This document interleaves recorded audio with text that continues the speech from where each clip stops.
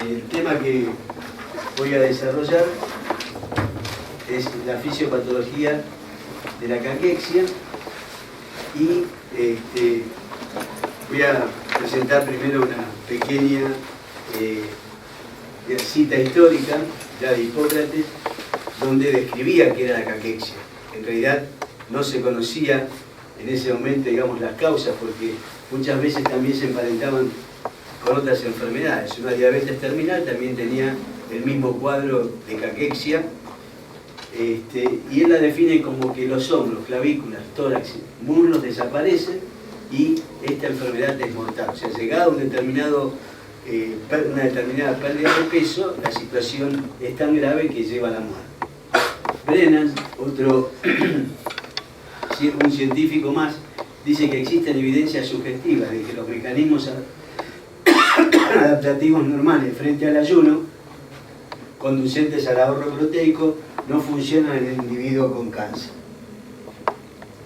Y hay estadísticas que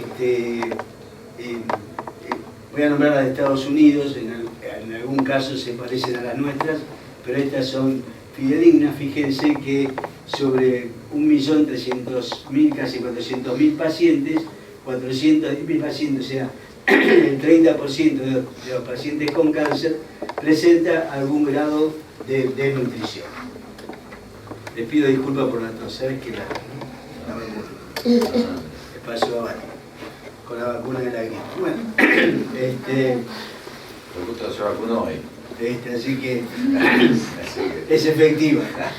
Bueno, el camino de la caquexia, ¿cuál es? El individuo normal va a ir teniendo pérdida de peso en distintos grados de pérdida de peso hasta que llega a leve, moderada y grave, hasta que llega a la muerte, donde va a presentar un cuadro de emaciación. Emaciación es el cuadro donde uno ve el estado de nutrición, o sea, cuando uno palpa las clavículas, si uno está con el enfermo acostado, gracias, va a ver que el abdomen se deprime, las masas musculares desaparecen. Primero desaparece el tejido adiposo, luego las masas musculares, y fíjense que la dimensión del problema está en que está presente 15 al 40% cuando uno hace el diagnóstico.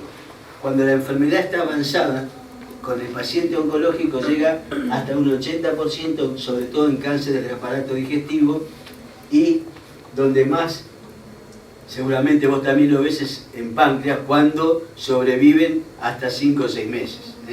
Si no fallecen antes, porque, digamos, es el cáncer más grave en cuanto a que rápidamente el individuo va a la muerte. 25% de los pacientes con cáncer avanzado mueren debido a la caquexia. O sea que si bien al diagnóstico hay tanto, en la enfermedad avanzada tanto, pero el 25% de los pacientes mueren. Criterio diagnóstico. ¿Qué sería el criterio diagnóstico? O sea, la cantidad de kilos que van perdiendo. 2,5 kilos de peso en los 2 meses previos, o una ingesta calórica diaria menor de 20 kilocalorías por día, y la opinión médica acerca de que el aumento de peso podría ser beneficioso para el paciente. Ahora lo vamos a discutir, pero primero está el deseo del paciente de aumentar su apetito y su peso corporal. ¿Cuándo lo tiene? Muchas veces el cáncer produce un estado de anorexia tal que le impide comer, pero a veces cuando podemos insistirle, el paciente, sobre todo las licenciadas en nutrición que pueden realizar distintas preparaciones y sobre todo los gustos ácidos, es lo que más el paciente desea. Y la opinión médica, siempre cuento una anécdota, que tal vez por los años la sigo contando, que cuando yo llegué al hospital, como les mostraba Hugo recién, y vieron en la foto, yo venía del Hospital Durán. Y entonces allí, como hacíamos nutrición y diabetes, pensé que la insulina, que es una hormona anabólica, iba a poder producir aumento de peso en los pacientes. Y realmente nos llevamos la sorpresa, ¿te acordás con Ruche Manel? Aquel médico que fue uno de mis maestros.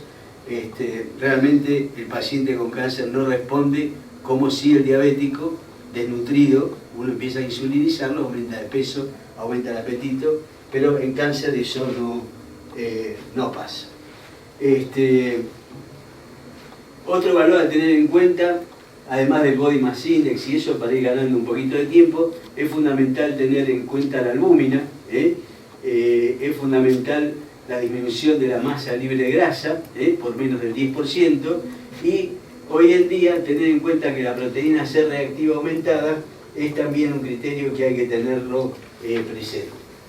Les decía que la anorexia, fíjense, es el rasgo fundamental del paciente oncológico, donde la prevalencia de síntomas, en este caso de anorexia, es del 53%, se agrega la saciedad precoz, los vómitos, el cansancio, el desgano, que en realidad se ve o a veces desde el comienzo y a veces en etapas ya muy avanzadas, y el denominador común es la pérdida de peso.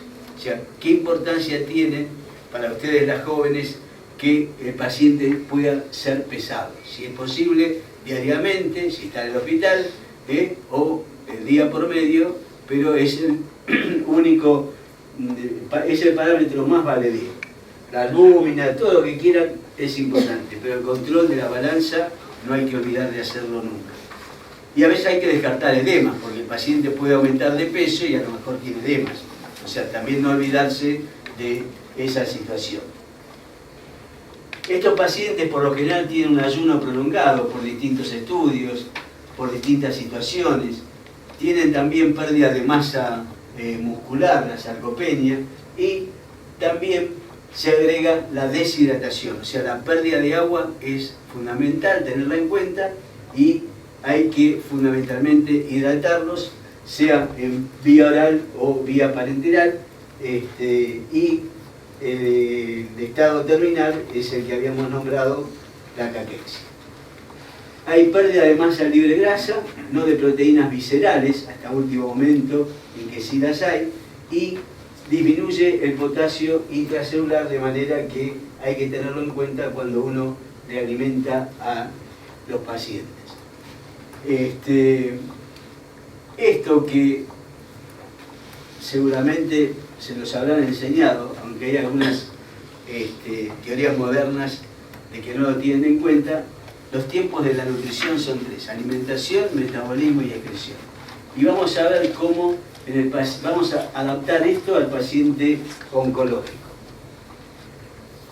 En la delgadez hay mayor probabilidad de desnutrición proteico-calórica. En la obesidad hay pequeñas pérdidas de peso que pueden asociarse con importantes pérdidas de masa muscular. Por eso el 80% de estos pacientes con obesidad puede tener sarcopenia. Y en sujetos con un índice de masa corporal mayor de 25 y cáncer avanzado es donde más vamos a observar esta situación. Si vemos qué pasa con la parte metabólica, los desórdenes metabólicos, fíjense, hay un metabolismo basal aumentado. Hay un aumento de la neoglucogénesis, de manera que se empiezan a fundir las masas musculares, catabolismo proteico aumentado, balance nitrogenado generalmente negativo.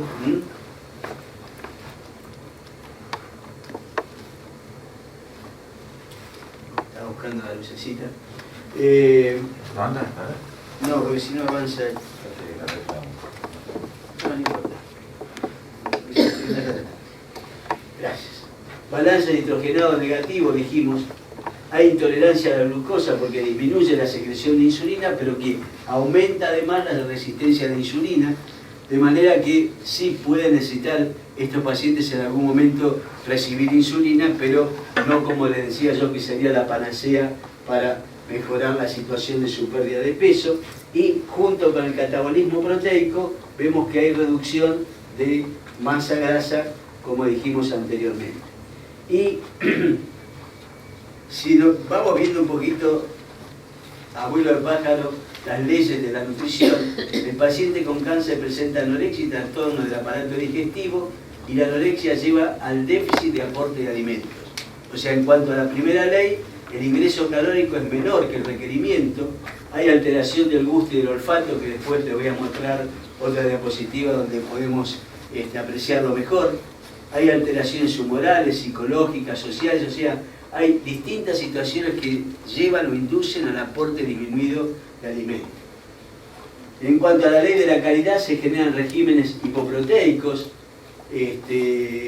falta de vitaminas, minerales, ¿no es cierto?, por dietas que están mal hechas, mal diseñadas, o a veces no hay enfermedades sino enfermos, hay enfermos muy particulares, y se agrega también la disfagia y la mala absorción que agravan la segunda ley. Entonces, la caquexia también tiene efectos del tumor sobre el huésped y da diferentes resultados en cuanto a la interacción o interferencia mecánica del tumor con los órganos vitales.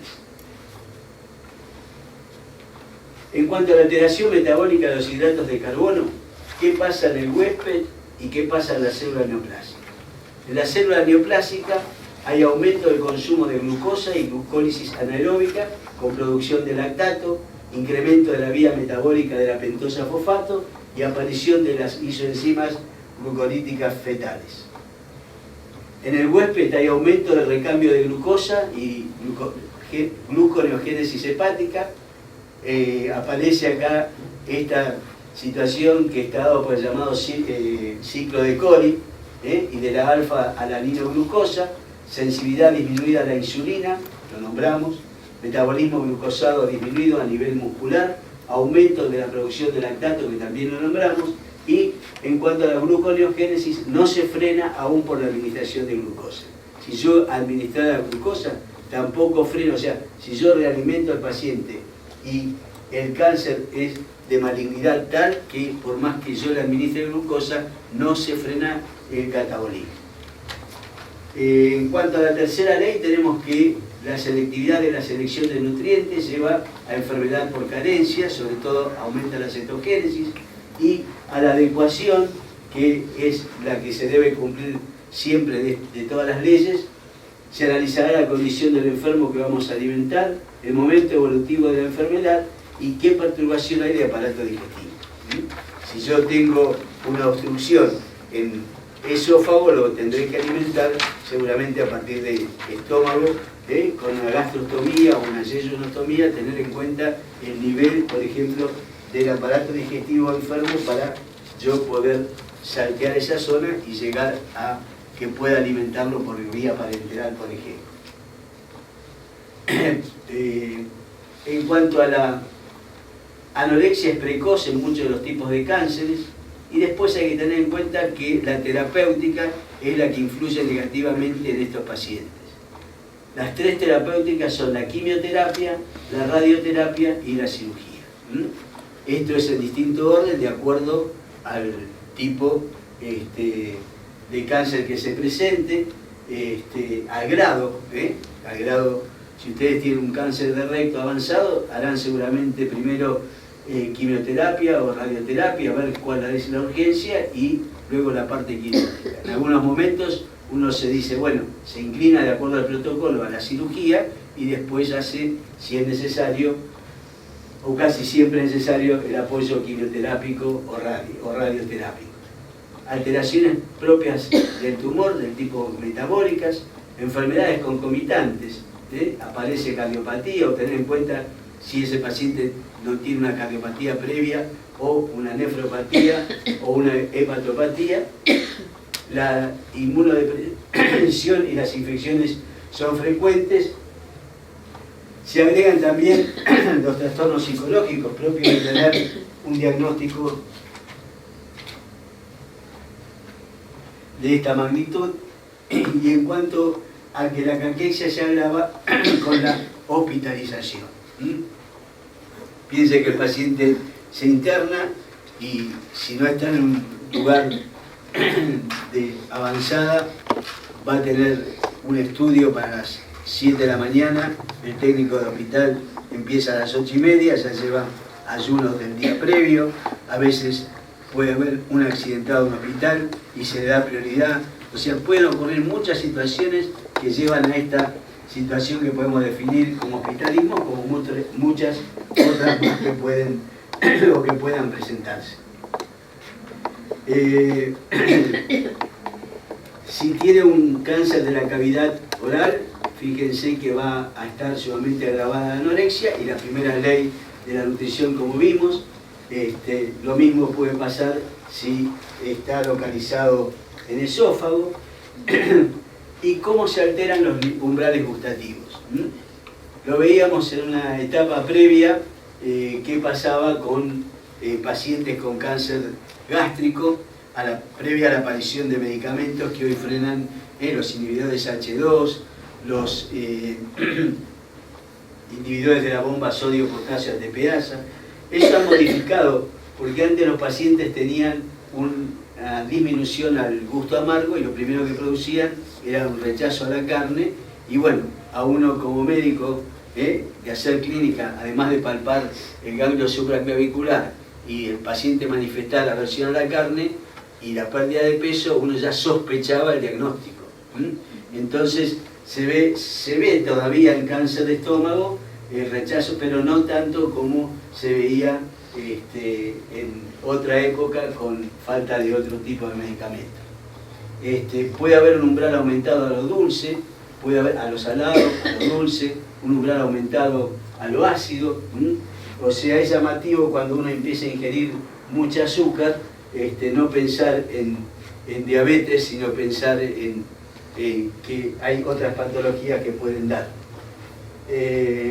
La anacloridia es importante tenerlo en cuenta en cáncer gástrico porque agrava la anemia, y en cáncer de duodeno problemas absortivos por la lesión que sobre la mucosa producen los citostáticos y las radiaciones. El intestino grueso, fíjense que es donde se absorbe el agua, de manera que los trastornos hidroelectrolíticos que se presentan hay que evaluarlos y darle la importancia que se merece. En cuanto a la alteración proteica, en la célula neoplásica hay captación selectiva de determinados aminoácidos, requerimiento elevado de metionina y glutamina, y a nivel del huésped, en cuanto al metabolismo proteico, hay aumento del recambio proteico y síntesis tumoral. Dijimos que había un catabolismo proteico aumentado, había un aumento también de la excreción de nitrógeno y se altera el proteinograma. Fundamentalmente tener en cuenta la albúmina como factor principal, les dije. También uno puede tener en cuenta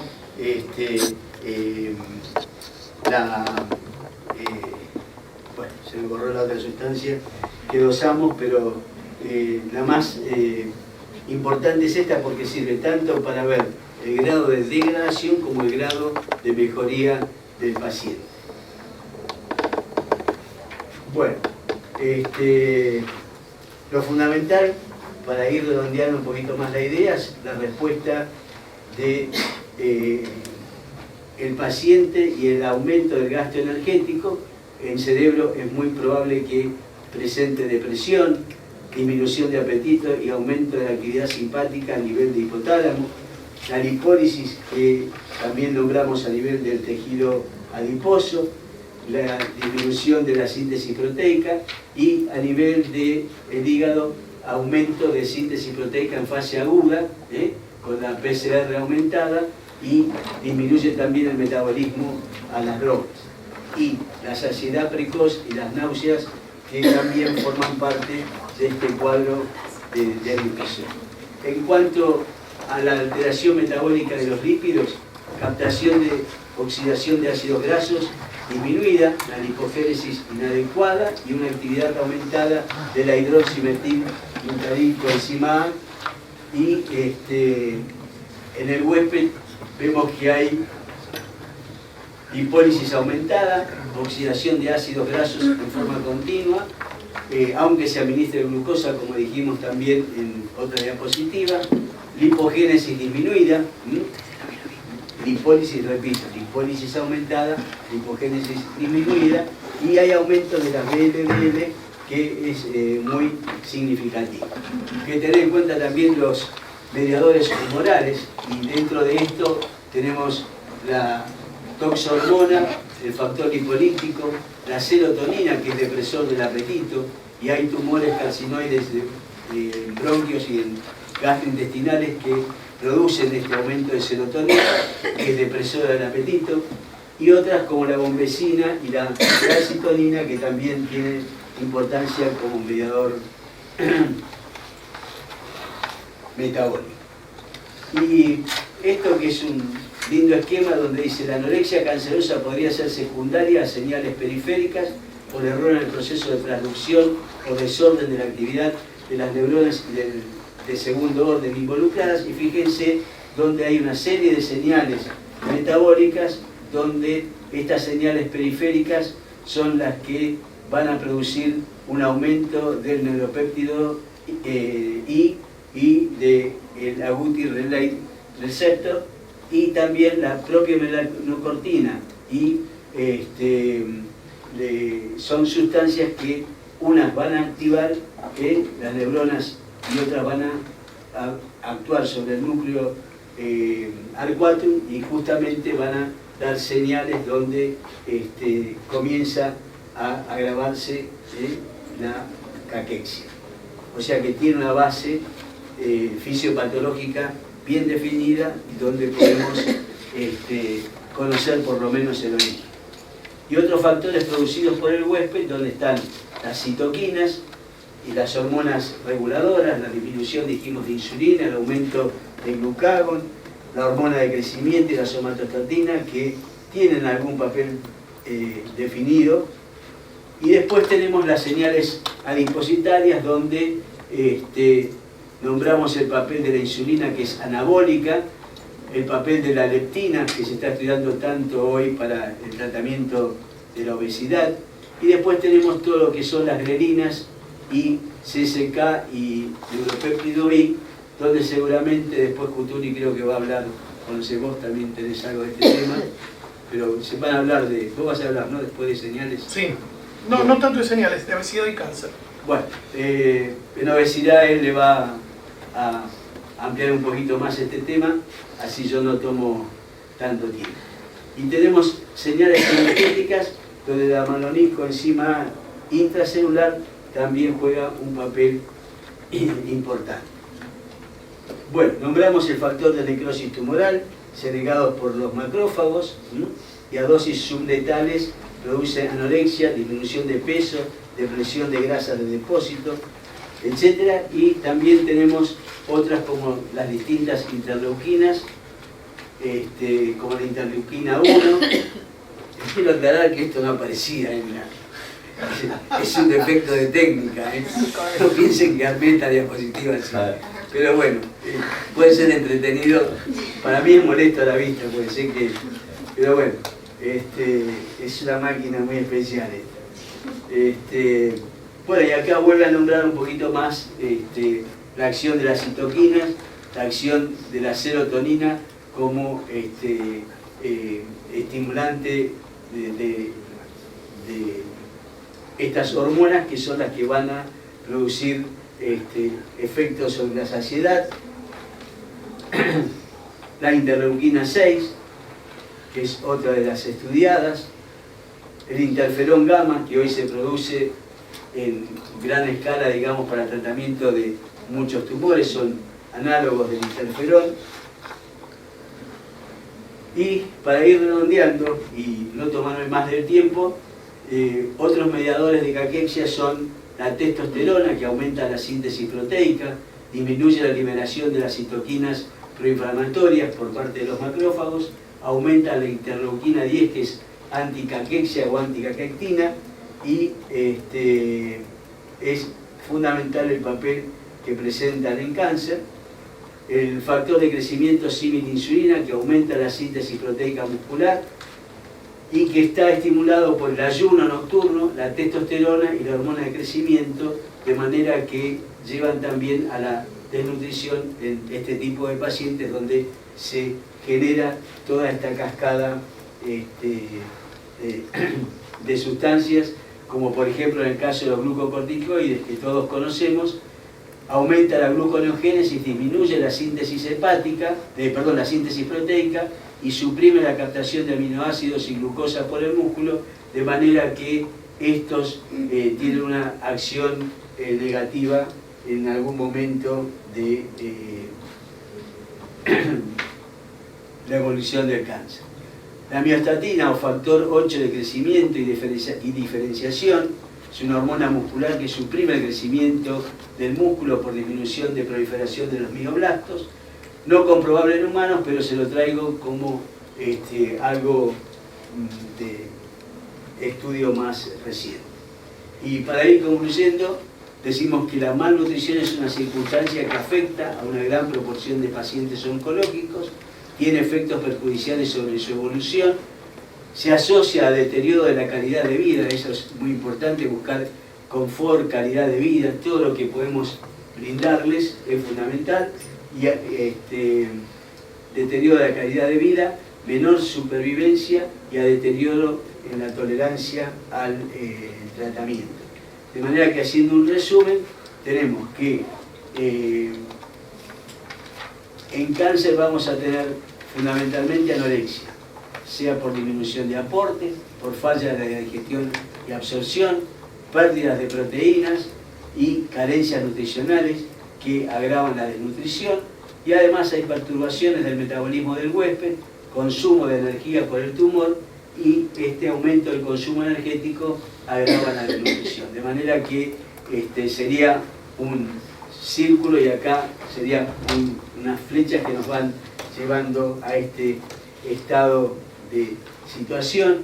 Y traigo para terminar esta diapositiva de quien fuera mi maestro y de que hablaba de que el paciente tiene en un primer momento una esperanza de vida que va aumentando, pero llega hasta una situación donde después, ¿se acuerdan que le había demostrado, y dijimos, el cerebro de depresión?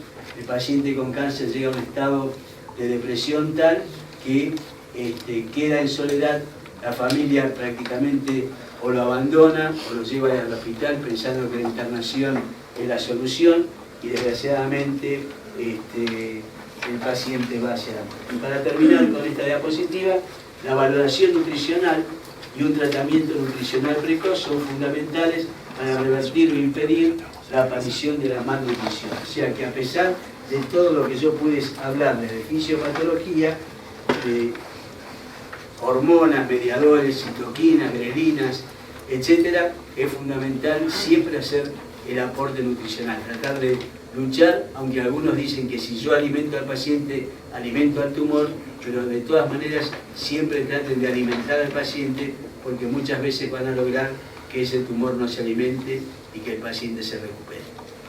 Bueno, muchas gracias.